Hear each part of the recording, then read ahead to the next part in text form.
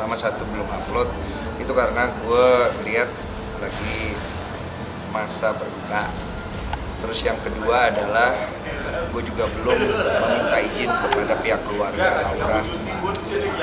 Jadi gue menunggu nanti udah ada izin dari keluarganya. Karena gue nggak tahu nih konten ini nanti tujuannya mau kemana. Sehingga gue harus bertanya dulu kepada mereka. Jadi setelah itu semua baru gue akhirnya baru bisa naikkan. Dan juga gue pribadi menawarkan kepada pihak keluarga Laura apabila hasil ads daripada si video ini mereka boleh tapi dari pihak mereka berkeberatan untuk menerima ads karena tujuan mereka sebenarnya adalah apa pesan terakhir Laura dan seperti yang ada di video itu di mana Laura ngomong ya dia hanya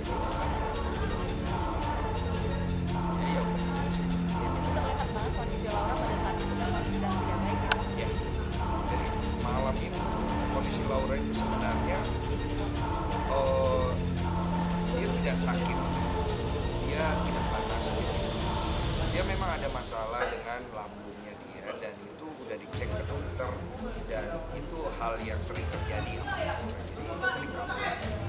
Nah kebetulan pas malam itu kan ada oksigen, ada apa segala macam buat dia. Itu gue ngeliat sepertinya kayak kalau buat podcast enak. Gue kan hanya jembatan nih. Nah, bagaimana caranya gue bisa membantu mereka, menjembatani mereka untuk menyampaikan. Nah itu kan poinnya. Nah menurut gue kalau saat itu memang kondisinya, aku lihat emang kalau dari mereka kan yang tahu nih kalau memang agak terlalu dipaksain jangan, bisa nanti gitu.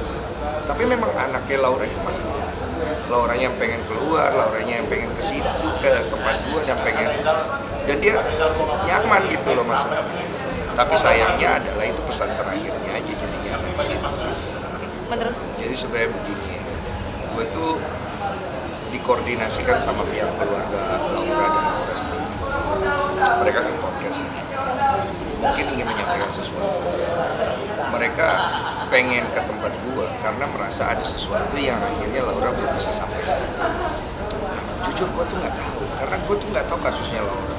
Jadi gue tuh cuma nonton sedikit, terus gue nanya sama keluarganya, apa yang bisa dibantu, pesan apa yang belum keluar. Ya jadi Laura itu agak susah untuk cerita, dia tuh begini dan begitu. Mas Denny bisa bantu enggak? Begitu keadaan sebenarnya. Nah gue bilang kalau ditanya sama gue bisa bantu, mana gue tahu. Gue bukan psikolog, gue bukan ini. Gue cuma bertanya menurut apa yang saat itu. Jadi kalau misalnya bisa bantu, ya gue coba bantu. Tapi gue nggak janji apa. Karena gue juga bingung, apa sih sebenarnya yang belum tersampaikan. Nah makanya pada saat gue ngobrol sama dia, gue pelan-pelan nih. Gue coba baca alurnya nih anak kemana, apa sih yang sebenarnya dia nggak bisa sampaikan. Akhirnya kita sama-sama kalau udah nonton ngerti yang dia tidak bisa sampaikan kepada kita adalah sisi lemahnya dia. Dia nggak mau kelihatan lemah karena dia selalu dibully dan dia takut keluar rumah karena dengan dia keluar rumah itu orang-orang itu selalu melihat dia itu kasihan dan dia nggak mau. Nah ini yang dia tidak mau sampaikan. Kenapa? Karena dia takut, itu poinnya. Dan itu satu hal yang kedua adalah apa yang diinginkan dari kasusnya dia bersama dengan mantannya. Sebenarnya dia ikhlasin semua udah. Artinya dia hanya minta keadilan dan itu udah cukup buat dia. Karena dari awal kan dia udah cerita tuh dan keluarga udah cerita tentang itu yang mereka rasa kok kayak begini gitu. Itu saja. Dan Bang Desi jadi ikut untuk apa yang mendalami kasusnya juga nggak sih untuk support Laura di hal ini? Iya, sebenarnya begini. Kalau Laura itu, kalau yang aku lihat dia sebenarnya udah ikhlas aja dengan apa yang akan terjadi ke depan. Mamanya juga sama. Tapi mungkin kalau kakaknya Iren mungkin masih memperjuangkan supaya keadilan yang adanya harapkan bisa terjadi. Kalau gue lihat sebenarnya ini harusnya jadi pembelajaran. Pihak yang lalai mendapat hukuman mungkin, supaya dia belajar untuk memperbaiki dan masyarakat belajar untuk bisa menerima dia kembali, karena kan dia menjalani hukuman.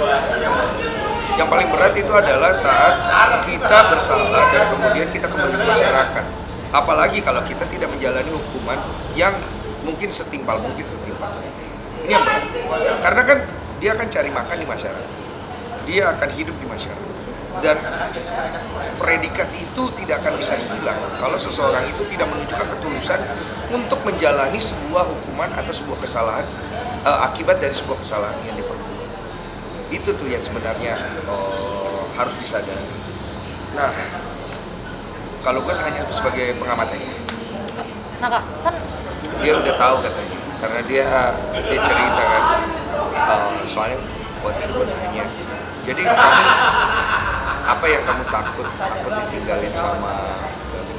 Saya udah tahu suatu hari dia akan meninggalkan aku, cuman yang aku butuhkan sebenarnya bukan dinikahin atau bukan dipacarin, tapi lebih ke support doang, karena sekarang ini berat buat aku untuk melewatin semua.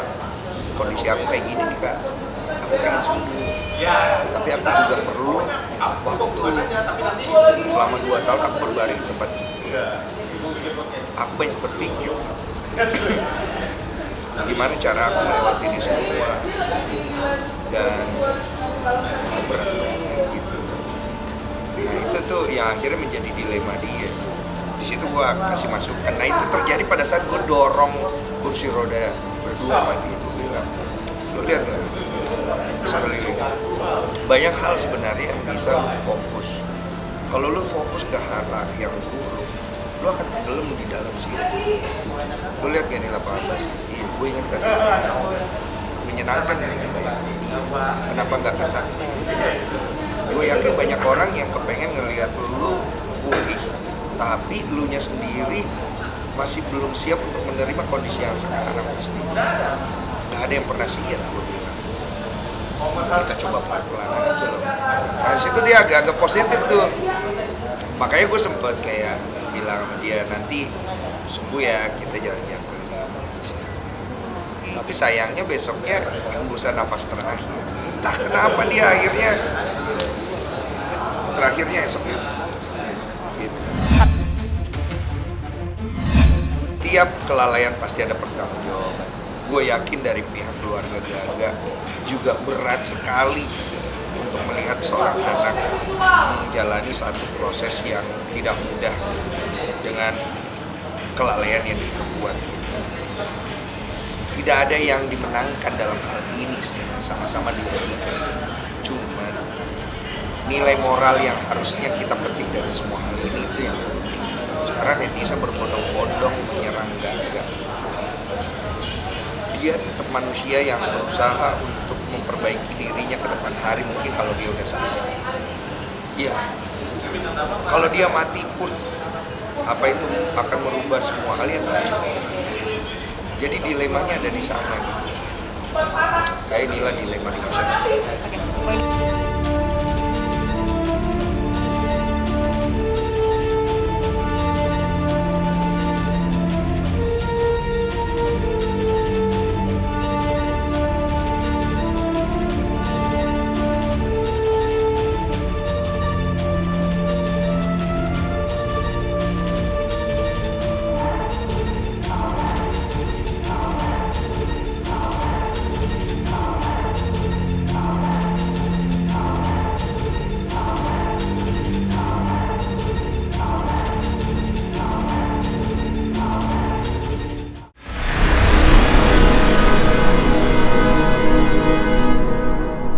Jadi jangan lupa untuk subscribe Cumi Cumi.